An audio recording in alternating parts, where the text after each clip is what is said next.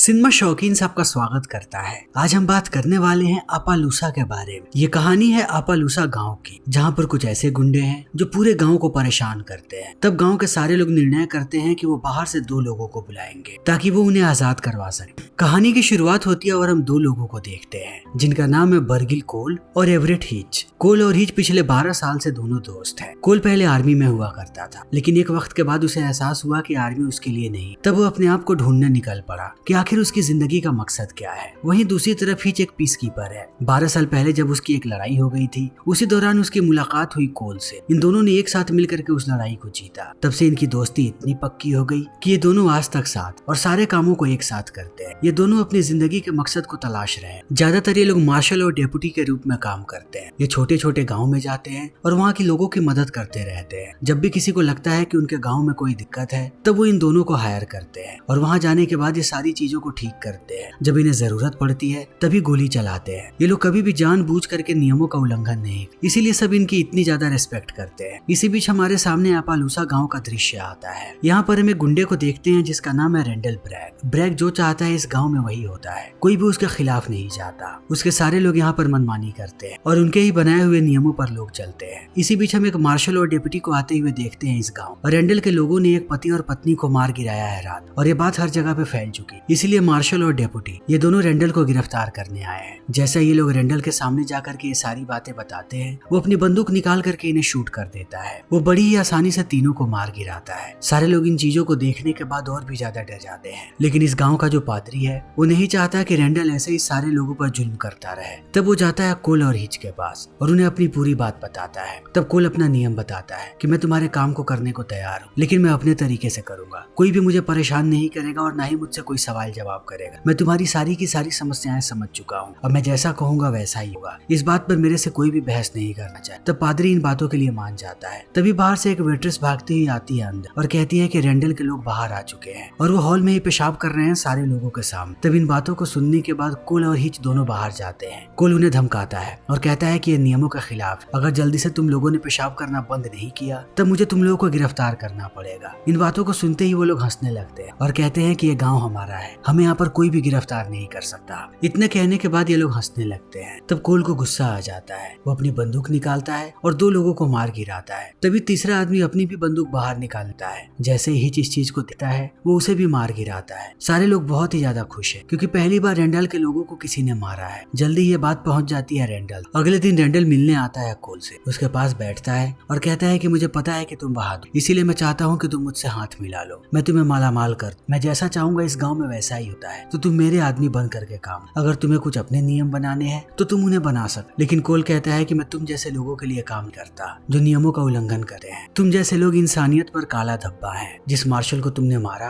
वो मेरा दोस्त था, मैं इतनी आसानी से तुम्हें नहीं छोड़ने वाला। अब इस गांव का नया नियम कि तुम यहाँ पर अपने हथियार भी नहीं ला सकते। अगर तुम अपने हथियारों को लेकर के यहाँ पर आए तब मुझे तुम पर कार्यवाही करनी पड़ेगी। इसी बीच हमारे सामने रेलवे स्टेशन का दृश्य आता है। यहाँ पर हम एक लड़की को देखते हैं जिसका नाम है एलिसन फ्रेंच। वो इस गाँव में नई आई और किसी को भी नहीं जान। तभी हिच की नजर पड़ जाती है उस पे। वो एलिसन का पीछा करने लगता है। उसे डर है कि कहीं एलिसन किसी परेशानी में ना आ जाए। तब थोड़ी देर के बाद एलिसन आकर के दाखिल होती है एक रेस्टोरेंट के अंदर। यहीं पर कोल भी है। इन दोनों की नजरें मिल। तब थोड़ी देर के बाद यहाँ पर हिच भी आ जाता है। ये लोग बात करना शुरू करते हैं। तब बातों ही बातों में कोल बताता है कि वो यहाँ का मार्शल है। तब एलिसन उससे बातें करती है और हिच उससे फ्लर्ट करता है। एलिसन बताती है कि वो इस गाँव में पहली बार आई है और काम के तलाश में है। कोल उसे कहता है कि पास ही में एक होटल है, अगर तुम पियानो बजा सकती हो और गाना गा सकती हो तो तुम्हें वहाँ पर काम मिल जाएगा और उसके बदले में वो तुम्हें वहाँ पर रहने भी, अगर तुम एक वैश्या नहीं हो। फिर समय ऐसे ही बीतने लगता है। शाम को हम इन दोनों को बात करते हुए देखते हैं। दोनों अभी एलिसन के बारे में ही बात कर रहे हैं। तब बातों ही बातों में हिच कहता है कि उसे एली कहना पसंद है। वो सबको कहती है कि लोग उसे एली कह के बुलाएं। इस बात को सुनते ही कोल मजाक बनाने लगता है हिच का कि तुम शायद उस लड़की में कुछ ज्यादा ही इंटरेस्टेड। ये दोनों एक दूसरे की खिंचाई करने लगे। तभी कोल की नजर पड़ती है ऊपर पहाड़ों की तरफ। वो देखता है कि वहाँ पर कुछ शिकारी आए। इन दोनों को उन पर शक होता है। ये जल्दी से उनके पास पहुँचते हैं और पूछताछ करने लगते हैं कि आखिर ये लोग यहाँ पर क्या करने आए हैं। बातों ही बातों में ये लोग समझ जाते हैं कि रात को ये लोग लूटपाट कर सकते हैं, इसीलिए इन्हें अभी डराना पड़े। तब कोल एक शिकारी को पीटता है ताकि उसे देख करके बाकी लोग डर जाए। उसे पीटने के बाद कहता है कि मैं चाहता हूँ कि ना तुम लोग इस गाँव के अंदर और ना ही इसके बाहर नजर आओ। अगर अगली बार मैंने तुम लोगों को देखा तो सीधा गोली मारूंगा। इन बातों को सुनने के बाद ये लोग भाग जाते हैं। तब ये दोनों वापस आते हैं और शाम को हम देखते हैं इन्हें बार। जब बार में कोल बैठा होता है तब वो देखता है है कि बार के अंदर एक आदमी दादागिरी कर रहा है, वो किसी की बात नहीं सुन रहा। तब कोल उसे भी सबक सिखाता है, लेकिन तब भी वो बदतमीजी करना बंद नहीं करता।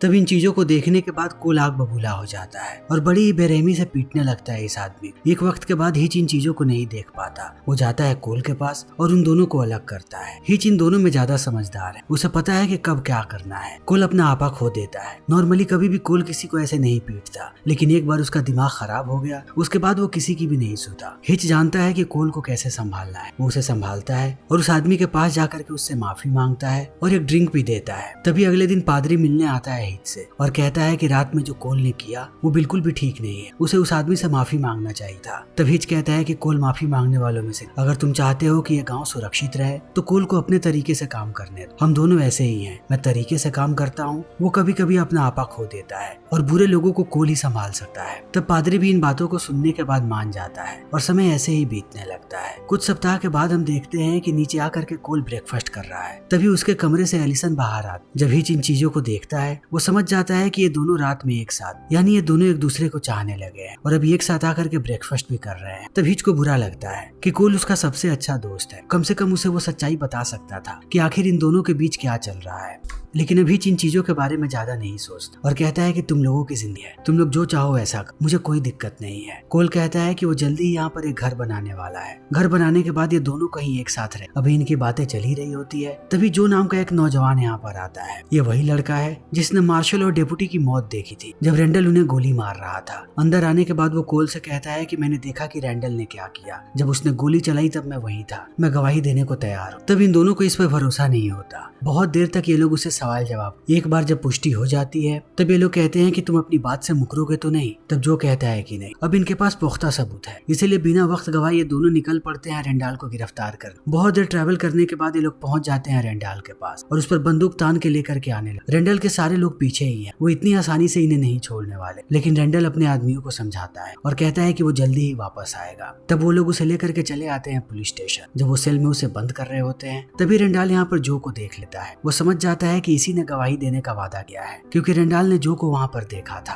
अब रैंडल को भी इन लोगों ने बंधक बना करके रखा है जब तक सरकारी लोग यहाँ पर नहीं आ जाते तब तक। वहीं दूसरी तरफ हम देखते हैं एलिसन को, वो अपना घर बना रही। वो बार बार क्या क्या चीजें चाहिए सबकी लिस्ट भेजती रहती है कोल के पास। कोल को ये चीजें समझ में नहीं आती, इसीलिए वो हिच को लिस्ट देता है और कहता है कि तुम जा करके एलिसन से उसे जो भी चीज चाहिए होगी उसे दे देना। तब हिच चला जाता है एलिसन के पास। जब ये दोनों बातें कर रहे होते हैं तब हिच को एहसास होता है कि एलिसन उसे पसंद। धीरे धीरे वो हिच के करीब आने और किस करना शुरू कर। तब थोड़ी देर तक हिच उसे कुछ नहीं बोलता, लेकिन उसके बाद वो उसे दूर हटा देता है और कहता है कि तुम्हें ये बात पता होनी चाहिए कि तुम कोल के साथ हो, ना कि मेरे साथ। हम दोनों ये नहीं कर सकते। इतना कहने के बाद वो वापस आ जाता है, लेकिन कोल को कुछ भी नहीं बताता। पर हर एक शाम हिच जाता है एक वैश्या के पास और उसे वो सच्चाई बता देता है कि आज क्या हुआ। लेकिन अब उसे समझ में नहीं आ रहा कि वो क्या। इन बातों को सुनने के बाद वैश्या कहती है कि एलिसन खुद बता देगी कोल को कि आज क्या हुआ, तो तुम्हें तैयार रहना चाहिए, क्योंकि मर्दों को ये बात पसंद नहीं आती। वो ज्यादातर दूसरे मर्द पर ही गुस्सा कर, तो अपने आप को तैयार कर लो लड़ाई के। तभी हमारे सामने पुलिस स्टेशन का दृश्य आता है। यहाँ पर हम दो सरकारी आदमियों को देखें जो जजमेंट के लिए आए हैं। तब कोल इनका शुक्रिया अदा करता है। तभी बाहर हम शेल्टन ब्रदर्स को देखते हैं। ये दोनों गनमैन हैं। जैसे ही कोल इन्हें देखता है वो गुस्सा हो जाता है, क्योंकि वो इन दोनों को पसंद नहीं करता। उसे पता है कि ये दोनों भाई पैसों के लिए कुछ भी कर सकते हैं। वो इनसे थोड़ी देर तक बात करता है और कहता है कि इस बात को कभी मत भूलना कि यहाँ का इंचार्ज कौन है। मैं जैसा चाहूंगा वैसा ही हो और मैं हमेशा ही नियमों का पालन करता हूँ। इतना कहने के बाद वो जाने लगता है। तभी यहाँ पर एली आती। एली और कोल दोनों चले जाते हैं कंट्री साइड पिकनिक मनाने के लिए और दूसरी तरफ कार्यवाही शुरू हो जाती। रैंडल के जितने भी लोग हैं एक एक करके गवाही देना शुरू करते हैं कि रैंडल ने गोली नहीं मारा मार्शल और डेपुटी को। लेकिन जब जो की बारी आती है तब जो भी गवाही देता है। जज जैसे ही उसकी गवाही को सुनता है वो समझ जाता है कि पूरी सच्चाई क्या है। वो सबसे पहले जो को कहता है कि मैं फैसला सुनाऊं उससे पहले तुम अपने घोड़े को तैयार कर और दूसरे गांव की तरफ निकल, जितने ज्यादा दिनों तक के लिए हो सके उतने ज्यादा दिनों तक के लिए। इतना कहने के बाद वो रैंडल को कहता है कि मैं तुम्हें सजाया मौत की सजा दी, लेकिन तुम्हें यहाँ नहीं दूसरे गाँव में लटकाया जाएगा। इस चीज को देखने के बाद रैंडल गुस्सा हो जाता है और जो निकल जाता है यहाँ से। लेकिन जब ये लोग रैंडल को लेकर के जा रहे होते हैं तब वो शेल्टन ब्रदर्स की तरफ देखता है और कुछ इशारा करता है। लेकिन जल्दी ही रैंडल को बैठा दिया जाता है एक ट्रेन और ट्रेन जाने लगती है दूसरे गाँव की तरफ। लेकिन रास्ते में जैसे ही एक जगह पर ट्रेन रुकती है रिफिल के लिए, कोल बाहर आता है तो देखता है शेल्टन ब्रदर्स को, जिनके पास एलिसन है। उन लोगों ने उस पर बंदूक तान करके रखा है। उनकी एक ही शर्त है कि अगर उन लोगों ने रैंडल को छोड़ा तभी वो लोग एलिसन को छोड़ेंगे, वरना उसे मार देंगे। इन बातों को सुनने के बाद कोल थोड़ी देर तक उसे घूरते रहता है, लेकिन अंत में वो मान जाता है और छोड़ देता है रेंडाल। तब रेंडाल जाने लगता है शेल्टन ब्रदर्स के पास, लेकिन फिर भी वो लोग एलिसन को नहीं छोड़ और उसे लेकर के चले जाते हैं। कोल ऐसे ही चिल्लाते रहता है। फिर थोड़ी देर के बाद वो आता है ट्रेन से बाहर। कोल बहुत ही ज्यादा दुखी, उसने पहली बार किसी कैदी को छोड़ा है। वो वापस नहीं जाने वाला गाँव, इसीलिए वो निकल पड़ता है उनके पीछे। दूसरी तरफ हिच घोड़ों को लेता है और चला जाता है गाँव में इस बात को बताने। वक्त ऐसे ही बीतने लगता है। एक दिन के बाद हिच वापस आता है और कोल से पूछता है कि क्या हुआ। कोल कहता है कि मुझे उनके पैरों के निशान मिल चुके, मुझे पता है कि वो लोग कौन सी दिशा में। तब ये दोनों धीरे धीरे करके आगे बढ़ने। बहुत देर ट्रैवल करने के बाद ये लोग पहुंचते हैं एक नदी के पास। तब कोल अपने दूरबीन को निकालता है और वो देखता है कि एलिसन और रेंडल दोनों नदी में नहा रहे हैं बिना कपड़ों के। इस चीज को देखने के बाद ये दोनों समझ नहीं पाते हैं कि क्या हो रहा है। दोनों ही गुस्सा हो जाते। तभी ये लोग देखते हैं कि इस तरफ बहुत सारे शिकारी हैं, वो इधर ही आ रहे हैं। एक वक्त के बाद वो इन्हें घेरना शुरू कर देते हैं। तब कोल और हिच दोनों अंधाधुंध गोलियां चलाते। वो शिकारियों को मारते हैं, उनके साथ साथ वो उनके घोड़े को भी मार गिराते हैं। तब शिकारी यहाँ से भाग जाते। गोलियों की आवाज सुनने के बाद अब यहाँ पे रेंडाल और शेल्टन ब्रदर्स भी आ चुके। तब कोल उनसे बात करता है और कहता है कि ये समय आपस में लड़ने का नहीं। तुम लोगों को शायद पता नहीं कि वो शिकारी क्या कर सकते। वो अपना पूरा का पूरा समूह लेकर के यहाँ पर आए और हम में से किसी को नहीं छोड़। इसीलिए मैं चाहता हूँ कि हम तब तक ना लड़ें जब तक हम इन शिकारियों के चंगुल से बाहर निकले। तब ये बात सबको अच्छी लगी। ये एक साथ रहने का निर्णय कर रात में बारी बारी से ये सारे लोग पहरा दे। जब रात में कोल और हिच पहरा दे रहे होते हैं तभी यहाँ पर एलिसन आती है और दोनों से बात करना शुरू कर दिया है। माफी मांगने के बाद कहती है कि मुझे समझ में नहीं आया कि मैं क्या करूं, ये सब कुछ बस एक गलती थी। तब कोल हिच से पूछता है कि तुम्हें क्या लगता है ये औरत हमेशा ऐसे ही किसी किसी के साथ सोती रहती है और ये फिर किसी के साथ सोएगी? तब हिच कहता है कि मुझे पता नहीं, मुझे लगता है कि एलिसन को बस एक मर्द की जरूरत है। जैसे ही एलिसन इन बातों को सुनती है वो कोल को बताने की कोशिश करती है कि हिच ने भी उसे छुआ है। इन बातों को सुनने के बाद कोल हिच से पूछता है कि क्या ये औरत सच बोल रही है। हिच कहता है कि नहीं, जिस तरीके से ये बता रही है वैसा हमारे बीच कुछ भी नहीं हुआ था। कोल एलिसन को कहता है कि मुझे हिच की बातों पर ज्यादा भरोसा है, मैं तुमसे ज्यादा भरोसा करता हूँ उस पे। एलिसन समझाने की कोशिश करने लगती है कि वो अभी भी उसे चाहती। वो चाहती है कि कोल उसके साथ रहे, लेकिन कोल कुछ भी नहीं कहता। जैसे ही सुबह होती है ये लोग इंतजार करने लगते हैं शिकारियों। तब बहुत सारे शिकारी यहाँ पर आते, लेकिन हिच इनसे लड़ना नहीं चाहता। वो रेंडाल के महंगे घोड़े को लेता है और शिकारियों से कहता है कि हम शांति समझौता करना चाहते, हमने गलती से तुम्हारे घोड़े को मार, बदले में हम एक महंगा घोड़ा दे रहे। तब शिकारी मान जाते हैं और रेंडाल के घोड़े को लेकर के चले जाते। तब ये लोग भी चलना शुरू करते हैं और पहुंचते हैं एक छोटे गांव। शेल्टन ब्रदर्स और कोल के बीच फैसला होता है कि ये लोग शूट आउट करेंगे और जो भी जिंदा बचेगा उसे कोई भी नहीं छुएगा और लड़ाई खत्म हो जाएगी। लेकिन शूट आउट से पहले ये सारे लोग रेस्ट के समय हिच बात करता है कोल से और कहता है कि मुझे लगता है कि एलिसन बुरी लड़की नहीं, उसे बस किसी की जरूरत है। वो जानती है कि वो अकेली है, अगर वो ऐसे रही तब दरिंदे उसे नोच खाए। तो तुम सोच समझ के डिसीजन, इतनी जल्दी उसे नकार देना बिल्कुल भी अच्छी बात नहीं है। इन बातों को सुनने के बाद कोल कहता है कि एलिसन मुझे अभी भी अच्छी लगती है, चाहे वो जैसी भी क्यों ना हो। तभी यहाँ पर एलिसन आ जाए और कोल से कहती है कि मुझे बहुत ही ज्यादा डर रहा है। कोल कहता है कि डरने की कोई जरूरत नहीं है, यही मेरा काम है, मैंने ऐसी लड़ाइयाँ बहुत सारी लड़ी हैं। एलिसन कहती है कि मेरा डर बहुत बड़ा है, मुझे हमेशा लगता है कि मैं अकेली रह जाऊंगी। तब कोल उसे कहता है कि तुम अब कभी भी अकेली नहीं, तुम्हें जिस भी चीज की जरूरत पड़ेगी वो तुम्हें मैं दूंगा। इतना कहने के बाद ये दोनों बाहर आने लगते हैं। तब इन्हें पता लगता है कि जिस मार्शल पर इन लोगों ने भरोसा किया था और रेंडाल को जिसके पास छोड़ा था वो शेल्टन ब्रदर्स का कजन और इन्हीं लोगों के साथ मिला हुआ है। ये लोग देखते हैं कि इन दो लोगों के खिलाफ अब 4 लोग खड़े हैं, वो दोनों भाई मार्शल और रेंडाल। कोल इस चीज को देखते ही आग बबूला हो जाता है। अभी कोई कुछ और सोचता उससे पहले वो गोली चलाना शुरू करता है। उसे देखने के बाद हिच भी गोलियां चलाता है और उधर से भी वो लोग गोलियां चलाते हैं। सबसे पहले ये लोग दोनों भाइयों को मार गिराते, उसके बाद मार्शल को, लेकिन रेंडाल यहाँ से भाग जाता है इनकी सारी गोलियों से बचता हो। तभी हम देखते हैं कि हिच और कोल दोनों घायल हो चुके हैं मगर अभी भी जिंदा है। तभी एली भागती हुई आती है यहाँ और सबसे पहले वो जाती है कोल के पास। उसे लग रहा था कि कोल की मौत हो गई है। वो उन दोनों को संभालती है और लेकर के जाती है घर। इनका उपचार होने लगता है। फिर समय ऐसे ही बीतने लगता है। तब हमारे सामने कुछ महीनों बाद का दृश्य आता है जब कोल ने अपना घर बना लिया है और एलिसन के साथ यहाँ पर रहता है। कोल के बाएं पैर में गोली लगी, इसीलिए वो अभी भी ठीक से नहीं चल पा रहा। ये तीनों एक साथ बहुत खुश रहते हैं और पुराने बीते हुए समय का मजाक भी बनाते कि इनके बीच आखिर क्या क्या हुआ। इसी बीच कोल को खबर मिलती है कि हर जगह ये खबर फैल चुकी है कि माफ कर दिया गया है रेंडाल, वो भी राष्ट्रपति ने माफ किया है। लेकिन कोल को इन बातों पर भरोसा नहीं होता। वो कहता है कि ये सिर्फ एक अफवाह है, रेंडाल अभी भी एक कातिल, उसे सजा मिलनी चाहिए। तभी एक शाम हम रेंडाल को जो बढ़िया सूट बूट पहन करके आता है इनके पास। जिस रेस्टोरेंट में ये लोग बैठे होते हैं वहीं पर बैठकर वो भी ड्रिंक्स ऑर्डर करता है। फिर सबको बताने लगता है कि अब वो बदल चुका है, वो किसी को भी अब परेशान नहीं करना चाहता। रेंडाल के पास अब बहुत सारे पैसे, उसने यहाँ पर एक शानदार होटल बनाया है और सबको पता है कि ये सारे पैसे उसने इलीगल तरीके से कमाए, लेकिन किसी को भी पता नहीं कि उसने क्या किया है। इसलिए कोई भी उस पर कार्यवाही नहीं कर रहा